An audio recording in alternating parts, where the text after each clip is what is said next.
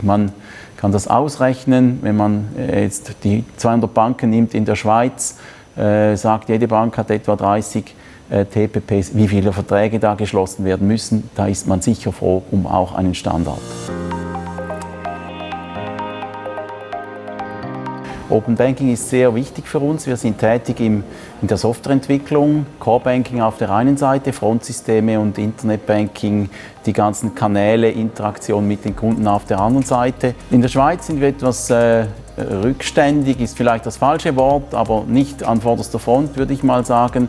Wir haben sehr viel getan in Bezug auf die Standardisierung im Interbankensektor, also im Geschäft von Bank zu Bank, in der Dienstleistungserfüllung.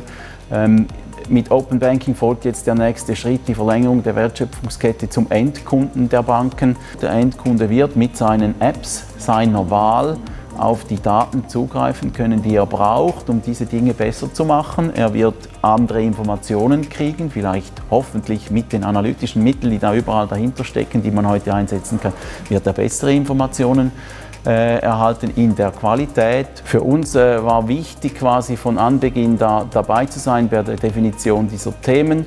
Wir wollen ja nicht standardisieren im openbankingproject.ch, sondern wir wollen Standards nehmen und die operationalisieren. Und als Informatik-Softwarefirma ist die Operationalisierung, das ist der letzte Schritt in einem Standard drin. Da gehören Sicherheitsmechanismen dazu, da gehören viele andere Sachen zusätzlich noch dazu, die manchmal die Standardisierungsorganisationen etwas vergessen. Das openbankingproject.ch unterscheidet sich in genau diesen beiden Dingen.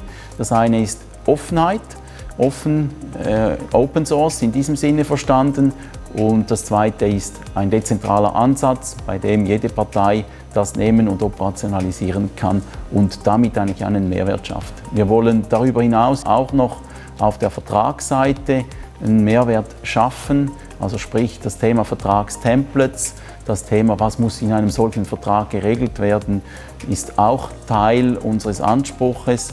Wir werden nicht die Verträge schließen, das werden wir nicht tun aus openbankingproject.ch, aber Vertragsgrundlagen zur Verfügung stellen, ist uns wichtig. Man kann das ausrechnen, wenn man jetzt die 200 Banken nimmt in der Schweiz, sagt, jede Bank hat etwa 30 TPPs, wie viele Verträge da geschlossen werden müssen, da ist man sicher froh um auch einen Standard.